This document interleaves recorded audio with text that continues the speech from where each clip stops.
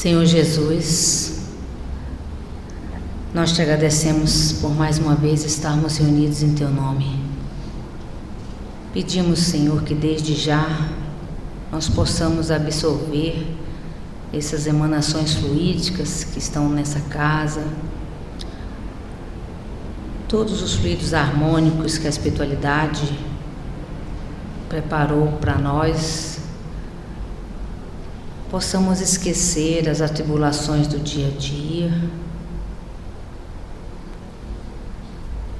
equilibrarmos os nossos chakras e nos colocarmos em sintonia com a equipe espiritual. Pedimos ainda, Senhor, e como disse a lição, nós possamos, Senhor, cada dia refletirmos mais sobre as nossas condutas e, sobretudo, seguirmos os Seus ensinamentos, Senhor, de amor, caridade e bondade. E que jamais, Senhor, deixemos a ira tomar conta das nossas almas. Imensamente gratos a todos os amigos espirituais que estão sempre junto a nós. Pedimos a permissão para darmos por início a palestra da noite de hoje. Que assim seja. Hoje o nosso irmão Sivaldo vai fazer a palestra para nós sobre o tempo de despertar. Eu queria pedir só uma coisa, para que cada um de nós verificasse se não deixou o nosso aparelho celular ligado. Boa palestra a todos. Obrigado, Adriano.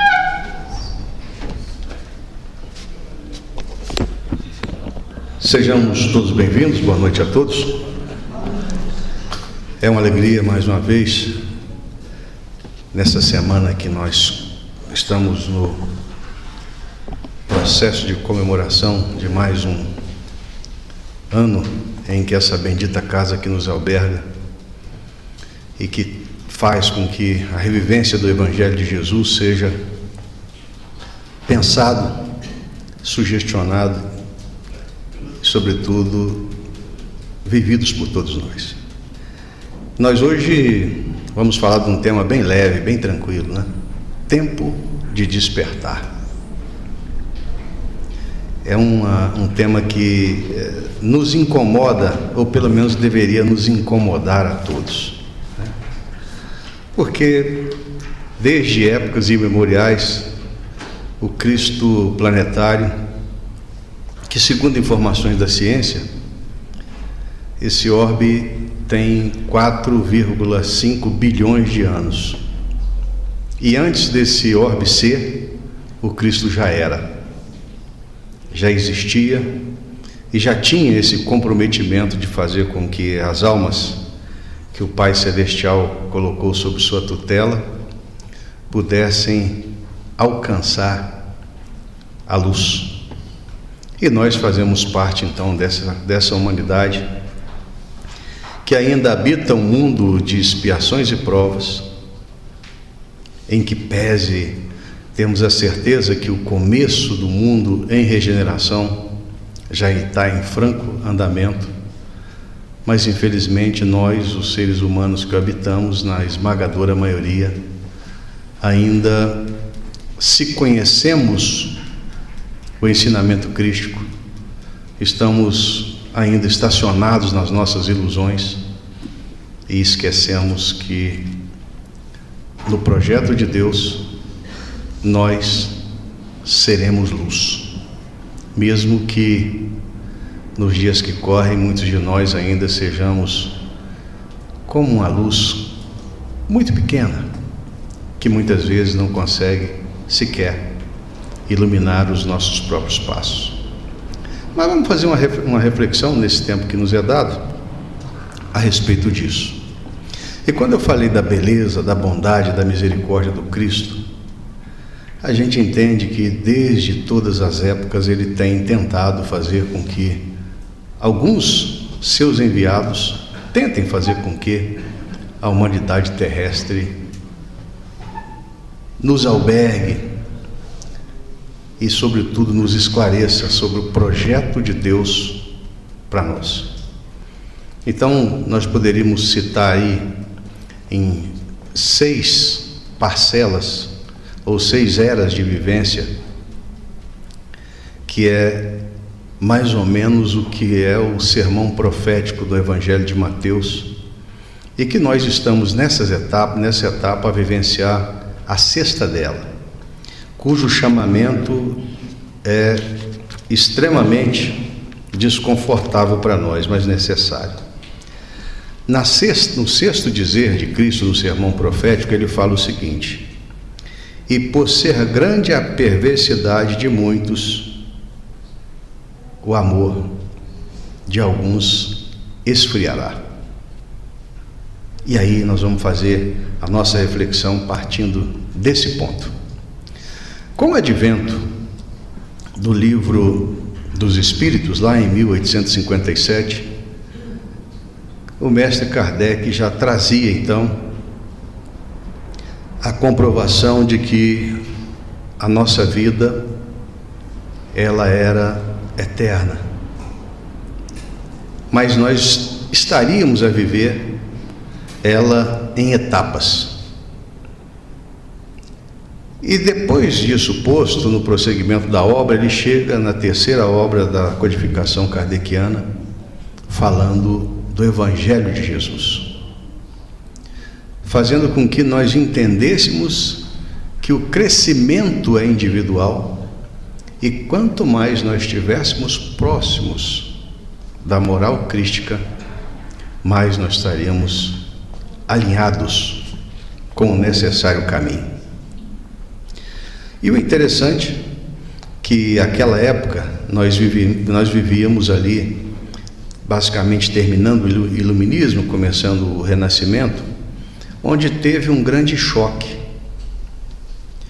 Porque alguns materialistas, alguns homens de ciência, em que pese essa visão de mundo, contestavam a religião imposta até então, na sua grande maioria, o catolicismo, fazendo com que, de certa forma, o homem fosse instado a viver sem Deus, a fazer com que o materialismo, em que pese o chamamento do despertar e, acima de tudo, o consolo trazido pela religião, os homens de ciência então quiseram fazer com que esse afastamento de Deus fosse o caminho de redenção do mundo. E terminou no final do século XIX eles dizendo que no século XX, sem Deus, a felicidade do homem seria completa, mas sempre colocando essa felicidade num limite temporal pequeno, sendo que a vida nossa é eterna. Então, nesse chamamento, a doutrina espírita veio fazer com que nós tivéssemos a capacidade de entender que no projeto que o Cristo cósmico nos trouxe, nós teríamos sim que abraçar, acima de tudo, a possibilidade de vivência com Deus, e tendo nessa sublime oportunidade o nosso próximo como um dos nossos principais degraus da evolução. Mas, feito esse raciocínio, fica muito difícil nós entendermos por que o homem insiste ainda numa vivência muito mais voltada para o material. Então nós vamos nos dias de hoje. A tecnologia avança a olhos vistos, mas moralmente o homem ainda estaciona-se em alguns degraus totalmente incompatíveis com essa promessa de vida eterna trazida por Jesus. Quantos de nós não estamos totalmente entorpecidos, adormecidos quanto a essa vivência que nos recomenda o Evangelho de Jesus? Porque quando ele falou lá que no final dos tempos, esses tempos entendidos como tempo de expiação e prova, porque Kardec traz uma visão muito interessante, né? Não é juízo final. Do capítulo 18 de A Gênese, não é juízo final, mas é juízo geral, Porque nesse tempo, é exatamente o que Cristo está falando, é que Ele trouxe sim a possibilidade para nós, construtores das nossas felicidades futuras, termos a constância na vivência no bem. Esse é o ponto principal. Porque se eu busco o entendimento de que reencarnaram, o nosso querido Chico disse que da época do final de 1950 para cá, seriam abertos alguns pontos em que os seres que habitavam esses pontos eram seres altamente voltados para as crueldades, para as maldades, em todos os campos. E aí a gente entende que nos dias que correm, os convites para a porta larga são enormes. Existem diversas tribos, na linguagem dos jovens, que estão aí a nos convidar. Então, muitos daqueles que estão ligados à vivência apenas da matéria, do culto ao corpo, esquecer um bendito instrumento que a bondade divina nos concede. Alguns outros nos campos das ideias, buscando o exercício das suas satisfações exatamente na disseminação dos ódios.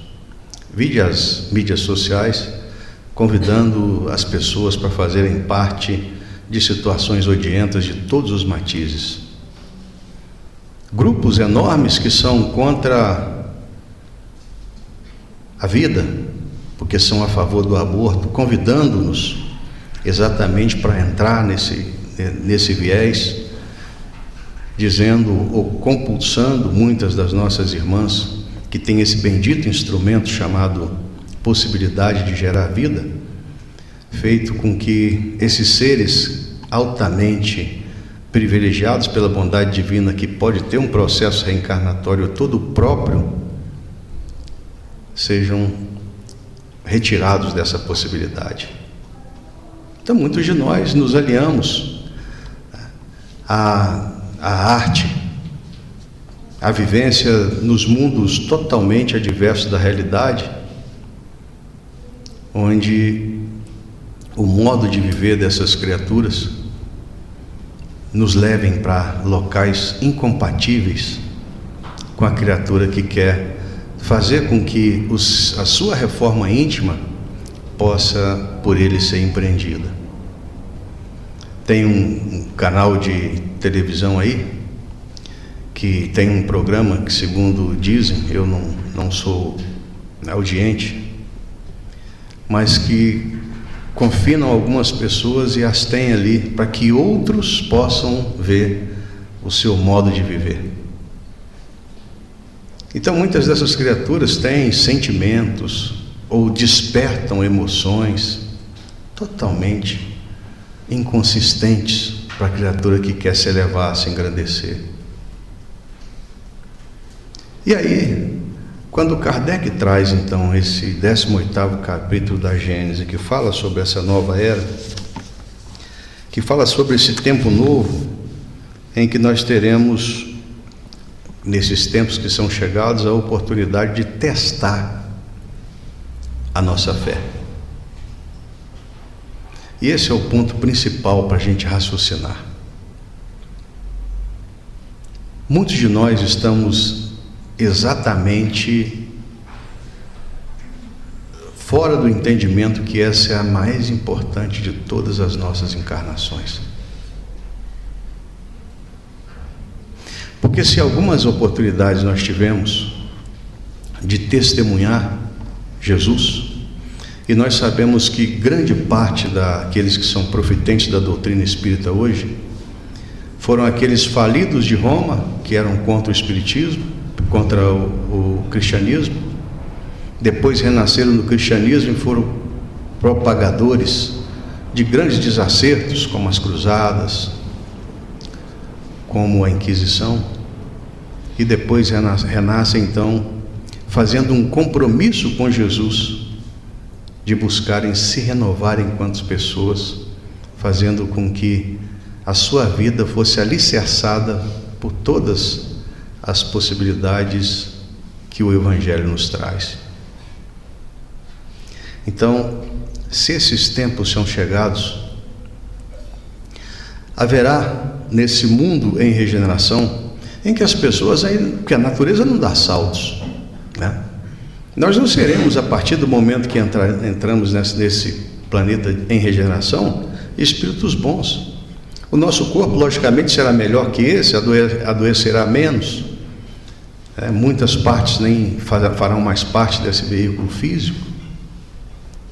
Os nossos sentimentos serão cada vez mais voltados para o bem e no entendimento geral que a proposta de Jesus, que fez com que nós entendêssemos que o próximo é o nosso principal degrau. E aí é que nós começamos então no nosso tempo de despertar.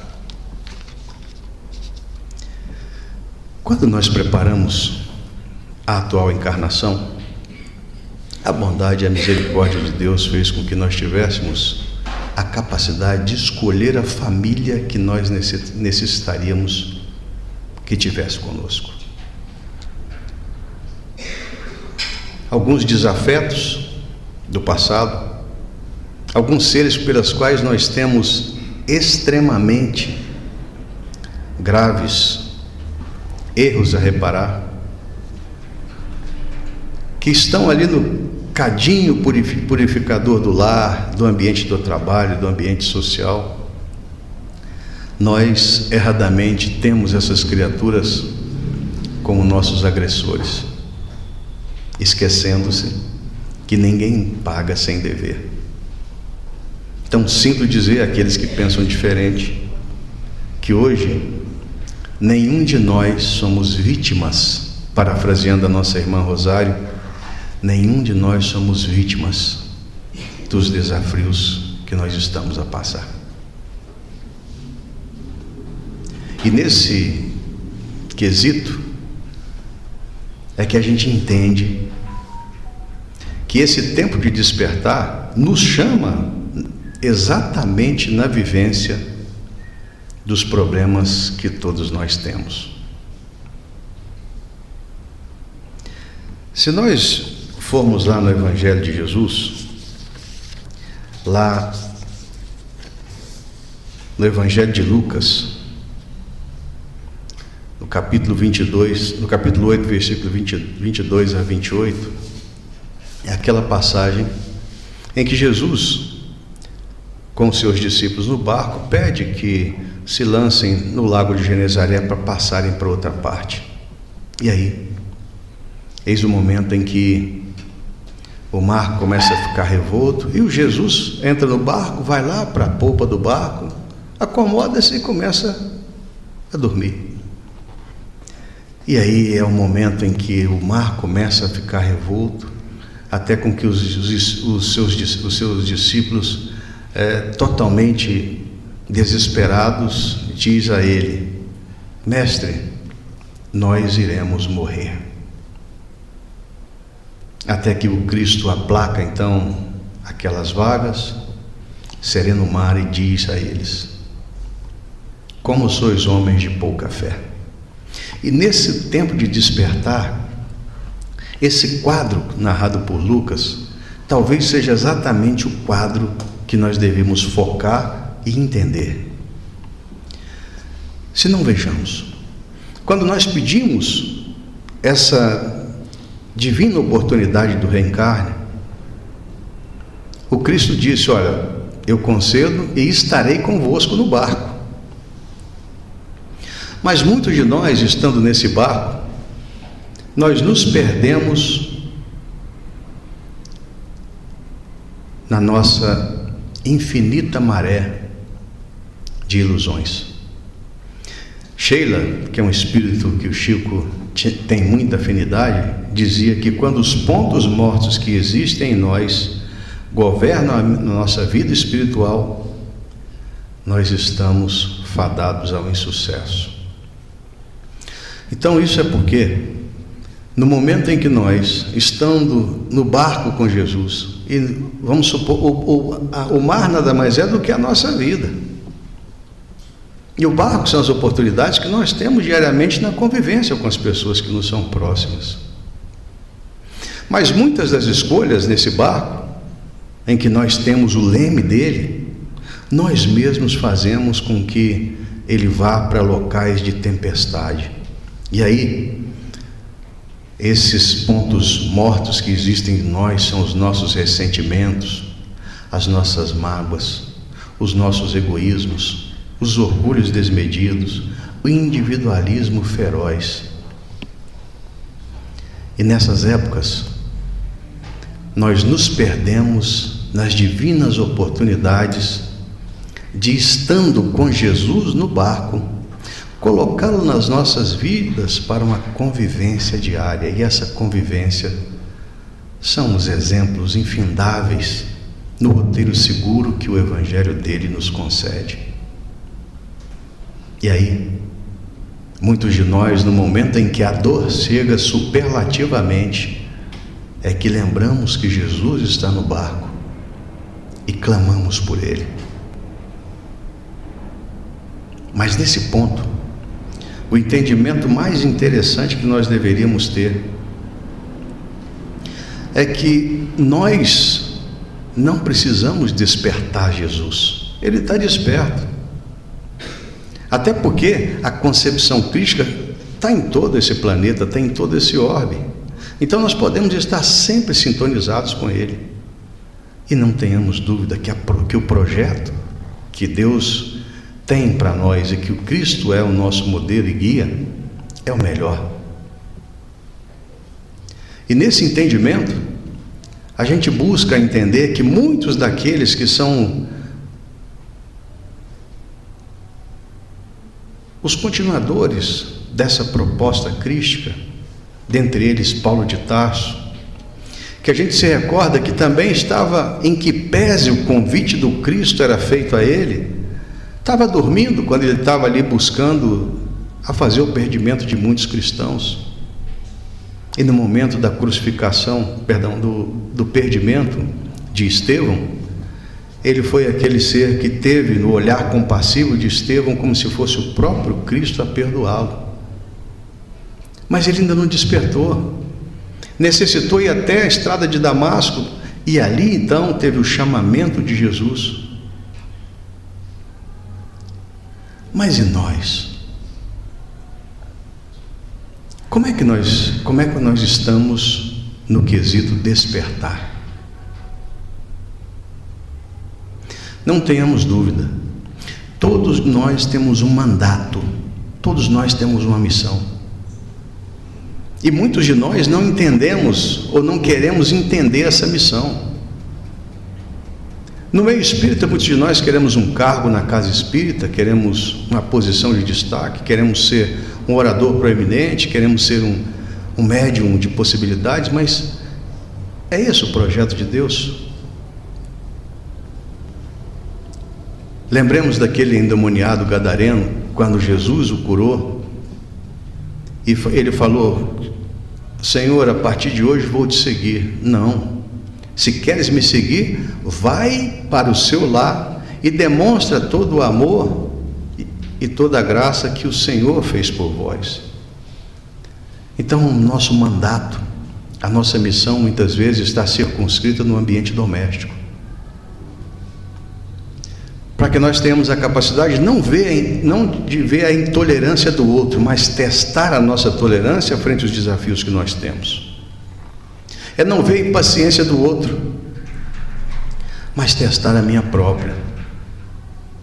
É não ver o egoísmo que habita na vida do meu irmão em humanidade, mas testar a humildade que cabe a mim, a meu turno, ter.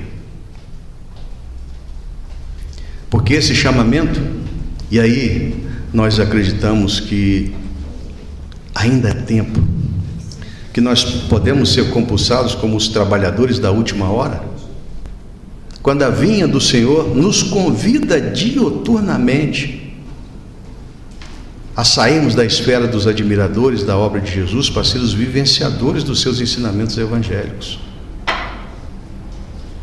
a fazer com que o nosso barco esteja sempre caminhando por águas tempestuosas, mas nós temos a fé firme que aquilo que depende de nós para levar a nossa nau para um porto seguro está sendo exercido a cada dia. Que a cada despertar nós tenhamos a capacidade de fazer com que essa oportunidade chamada vida que o Senhor nos concede possa ser um motivo de chegarmos ao plano espiritual conscientes de que fizemos tudo o que estava ao nosso alcance. Que a nossa tarefa seja de tentar, no ambiente doméstico, sermos o porto seguro daqueles que estão conosco, a fazer com que aquele que vem na figura de um filho, de um esposo, de uma esposa, de um pai, de uma mãe, possa em todos os contatos ter de nós a amorosidade que Jesus recomenda que tivéssemos, inclusive aos nossos inimigos. E para encerrar, nós gostaríamos de trazer uma reflexão de uma página que está no livro Caminho, Verdade e Vida, que o nosso irmão Emmanuel ditou ao querido Chico Xavier. É a lição número 87, que trata de um trecho do Evangelho de Mateus, que diz o seguinte: velar com Jesus. E voltando para os seus discípulos, achou-os adormecidos e disse a Pedro: então nem uma hora consegues velar? E assim o nosso querido Emmanuel elucida o tema. Jesus veio à terra acordar os homens para a vida maior.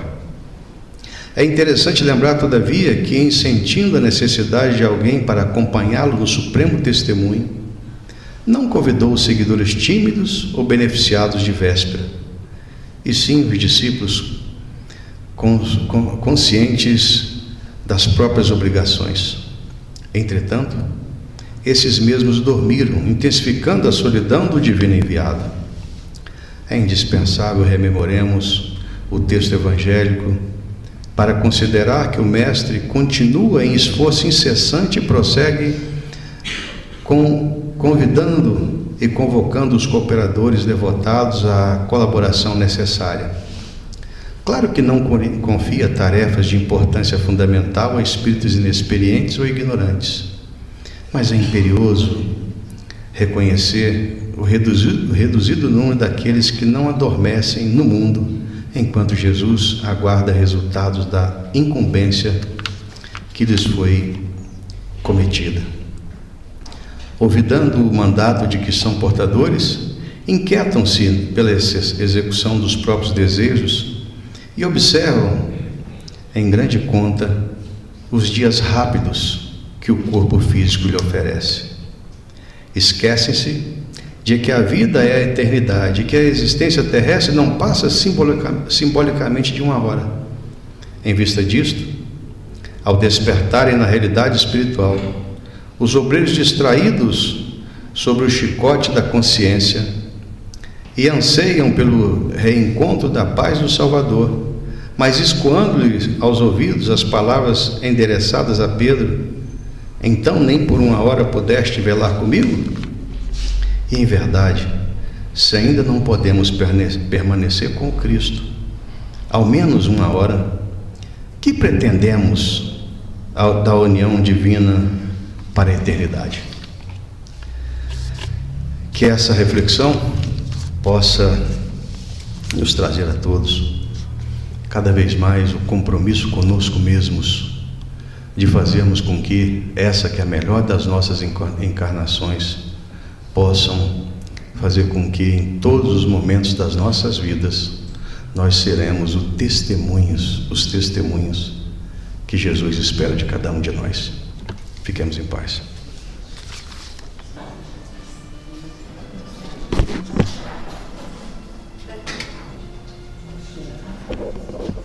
Nós solicitamos os médios, então, que porventura, por favor, venham aqui da frente para a retaguarda, né?